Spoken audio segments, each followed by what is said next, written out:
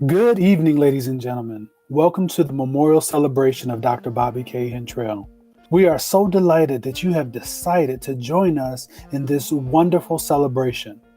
This evening, we will have several distinguished guests share some wonderful memories about Dr. Bobbie K. Hentrel. We hope you will sit back and relax and appreciate the life and legacy of our dear friend. We would like to welcome our first distinguished guest, Dr. Jennifer Martin Green, who is the superintendent of Southfield Public Schools. Once again, we welcome you to this awesome celebration. Good evening. I am Dr. Jennifer Martin Green, Superintendent of the Southfield Public School District. This evening, I have the distinct honor to welcome you to the memorial celebration celebrating the life and legacy of Dr. Bobbie K. Hentrel. Let it be known that it is with a strong sense of admiration for all of the many sacrifices Dr. Bobbie K. Hentrel made on behalf of the people of Southfield and its students that we salute Dr. Bobbie K. Hentrel for her hard work, professionalism, and dedication displayed during her 41-year career with the Southfield Public School District. We are honored and proud to recognize her and her loyalty and devotion to educational excellence and public service that she exemplified each and every day. Our community, its schools, its students, and its families have benefited from her service and will continue to do so for many years to come.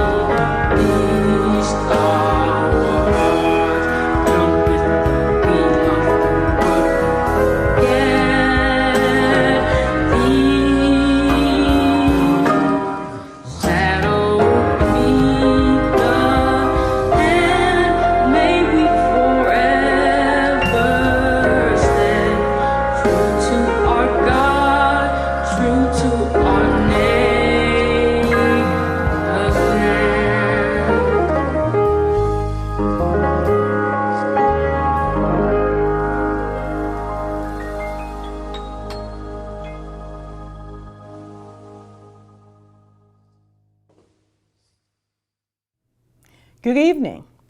I'm Dr. Wanda Cook-Robinson. I was the superintendent in Southfield Public Schools from 2005 to 2014. I want to thank all of you for taking the time to be a part of this memorial as we honor my colleague, my soror, my friend, my sister girl, Dr. Bobbie Hentrel. Dr. Bobbie Hentrel was a legend of quality and excellence in education, an educator extraordinaire, and definitely a trailblazer. She left an enormous footprint for all of us to follow. She came to Southfield Public Schools from the Grand Rapids school system to further her mission of educating children. For all of us that knew Dr. Hentrel, you knew that she was no nonsense when it came to education of her children. It was always educational business when it came to the teaching of children, and they were all her children.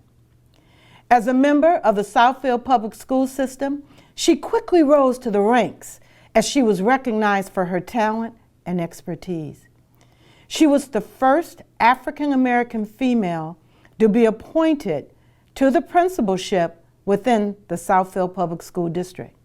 In her role, she was a relentless warrior, meeting challenges and keeping true to her vision of excellence and high quality for the education of the students.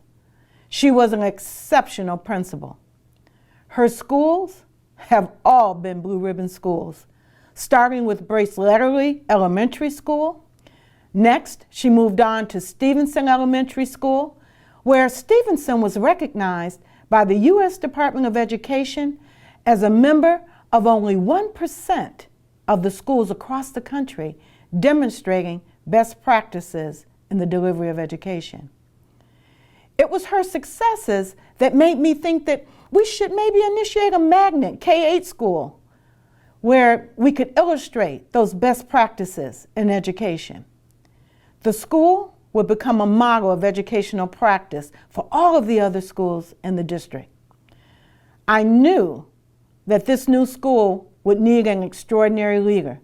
I sought out Dr. Hentrel, who quickly told me, I don't think so. She said, I'm going to stay put right here at Stevenson.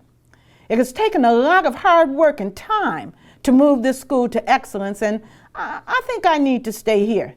I am not interested. Well, it took me 6 weeks to convince her to accept the position to lead this innovative initiative K-8 accelerated learning environment that would partner with the University of Michigan Dearborn. And the rest, it's history. MacArthur became an innovative example of the teaching learning process in action. A high-achieving school, a shining example of excellence in education. Her legacy that she has left to us is the MacArthur School. I ask that all of us that were taught by her, worked with her, worked for her, and worked beside her, and were influenced by her educational leadership to pledge today to keep her legacy of educational excellence, high standards, and quality that she illuminated every day. I want to thank all of you again for being part of this memorial today. Take care. Hello, I'm Congresswoman Brenda Lawrence, and today we honor and celebrate the life of a woman who had an extraordinary impact in Southfield and all of Michigan, my dear friend, Dr. Bobbie Hentrel.